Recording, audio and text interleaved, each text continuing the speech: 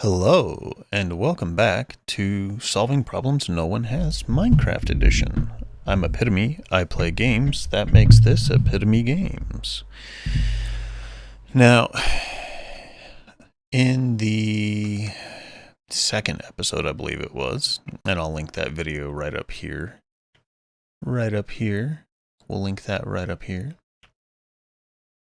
In the second video in this series, you may recall, I had a bit of a problem. I was trying to make a cat cannon. It didn't work. It didn't launch the cats at all. So I've been doing some research, and I found Mumbo Jumbo actually has a really good TNT launcher build. It's very simple, and it can be hooked up to a comparator clock. So let's go over what we have here before we even show what it does. This is the comparator clock. You've seen me do a bunch of those. They're really simple. You can adjust the timing of it with the repeater here. And then that feeds into the back of this dispenser, which when it goes off activates this redstone, triggering these, and it shuts off this torch. When that torch comes back on in between the cycles of the redstone clock, it triggers this dispenser. Right now there's some rabbits in there. You know what, let's do this one first. That'll be good fun. So let's go ahead and see how this thing performs. So we're gonna fire off some wandering traders here. Oh, it's such good fun. Okay. And then you flip the switch and off it goes. And then it works just fine with pretty much everything I've put in it so far. I've tried rabbits, cats, cows, pigs, wandering traders. The rabbits really go flying, man.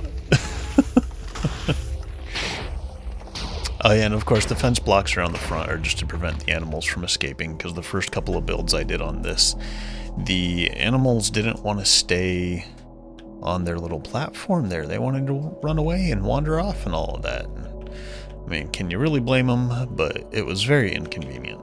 So we had to put the fence blocks up there.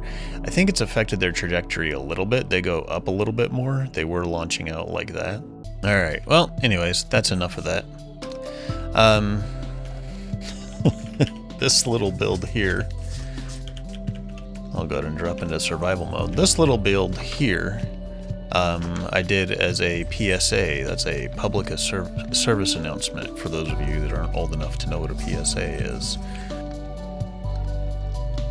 You know, in some of my older houses, I did pressure plates on the floor because it kind of looks like tile, right? Kind of gives a nice tile floor effect. Now, there's a lot of reasons why you don't want to do this, but I'm about to demonstrate one that, you know, is pretty significant. You have to be really careful about what's underneath the floor, because bad things can happen. I don't know what it is with me and explosives. It's a good time. Don't hate, appreciate. Okay, now, you guys know I'm a big fan of inventory systems that do odd things. This one locks itself. We had the ones that blew themselves up, and I can link to that video right up here. I think these were my best inventory systems so far. This one shot you with arrows when you put too much stuff in it. This one blew the whole thing up when there was too much stuff in it, and when you took too many things out of this one, it dropped you into lava.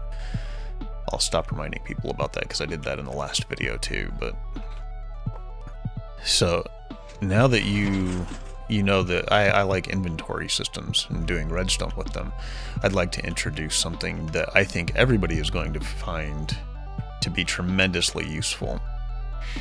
So there's a lot of redstone going on back there, and you might be wondering, what's it all do? Well, it's pretty simple, really.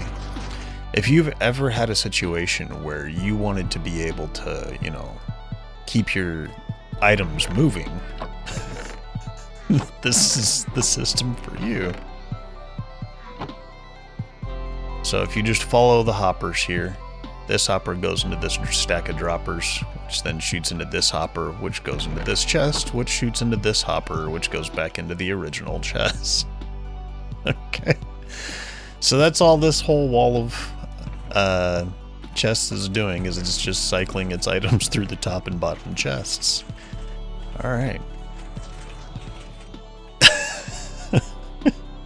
Oh, and I should show you how it works, because obviously everybody's going to want to build this just like everything else that I do here.